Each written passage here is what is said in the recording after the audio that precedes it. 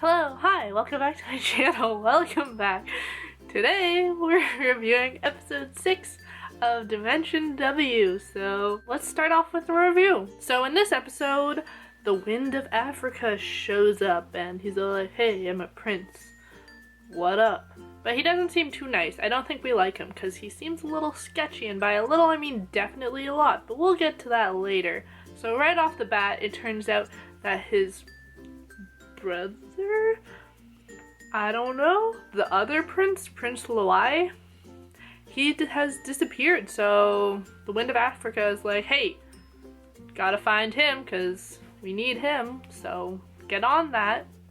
We also see him in a car with Lashiti. I don't know, his like female lady assistant person.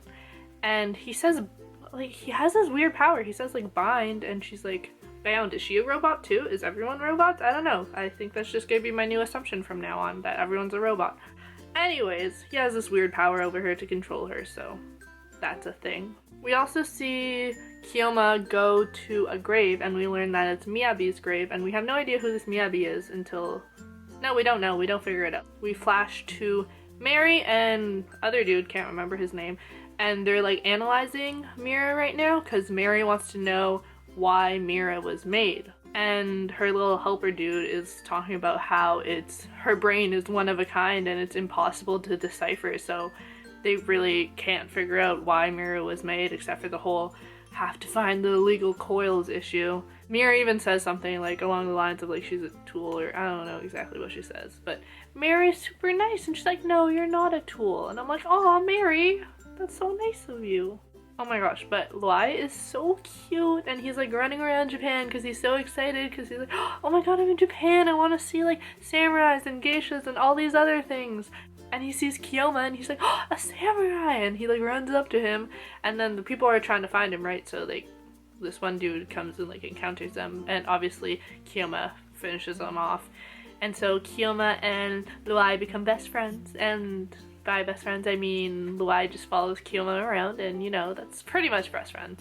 He's like, hey, call me Lou, and I'm like, aw. Lou reminds me a lot of Mira, and I guess it kind of makes sense later on, but he's like, literally he reminds me so much of her, and it's like, oh, I love him, he's so cute. Like even when he gets so excited about catching the fish, and I would get so excited too because that seems like a lot of fun, but then he breaks it. Anyways, Kyoma ends up taking him to this like traditional old clothing shop, which, surprise, is run by his sister. Whoa, Kyoma has a sister, who would have thunk? His sister is Tsubaki, and apparently they're twins maybe? She says like big sister, but then he says like hardly, so I feel like they're twins maybe is the situation.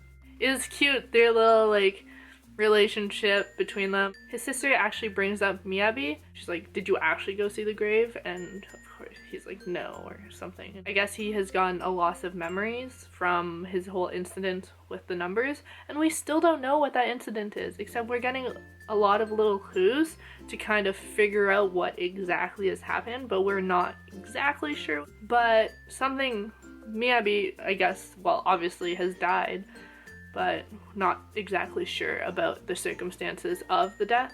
So Lashiti finally comes and collects Loai, and it was so sad. He's like, okay, I'll go, and Kyoma even gives him his fan, and he gets so excited. He's like, oh, okay, like we'll meet again, and I'm like, oh, the cuteness, because he seemed so sad when he was taken away. But so it's really cute because Mira ends up at the shop, and Tsubaki is like, typical like sister move, she's like, what is your guys' relationship? And it was really funny.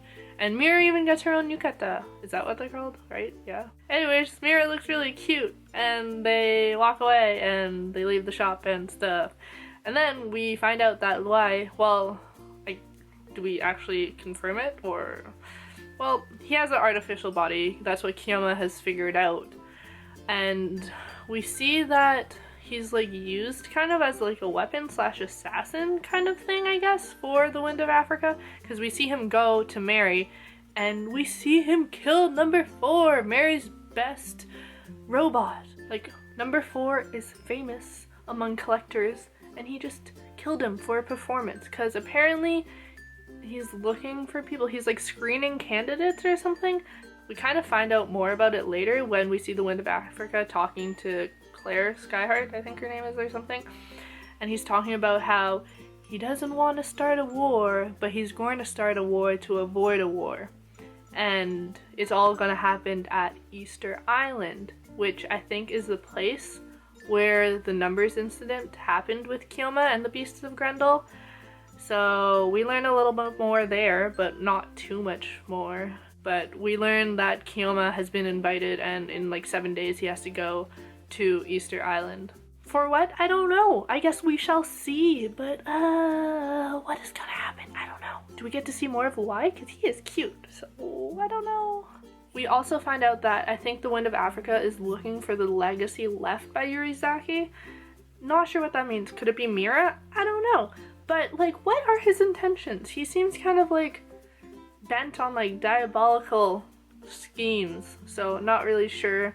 I'm interested to see what his whole role in this plot is, but like, I don't know what's gonna happen. We also see that Loser is still looking for numbers. He has another daughter or something? I don't know. Does he have one child who just shapeshifts or is a robot? I don't know, but or maybe he just has a lot of children, but Loser is still on the lookout for numbers. Overall, I like this episode. I'm liking how we're learning more about the Beast of Grendel, the whole incident with that. We're, I guess, gonna learn more about Yurizaki and the legacy it's left behind, and I guess Mira, because that's what I'm assuming is the legacy, but I don't know. But overall, this episode, good. Liked it. Luai, cute. We got to learn more about Keoma. We see a softer side of Keoma with him and his sister and like their interactions and how she doesn't want him to die and whatnot. Obviously, that makes sense. But yeah, it's nice seeing this like softer side of Keoma. Oh, we also see at the end, something about this girl and she's stuck. So we're definitely going to see more into Keoma's past, which I'm excited for. So yeah. That's the end of my video, so I hope you liked my review. If you did, make sure to like, comment, and subscribe. And yeah, thank you so much for watching. I make a bunch of videos a week, and bye!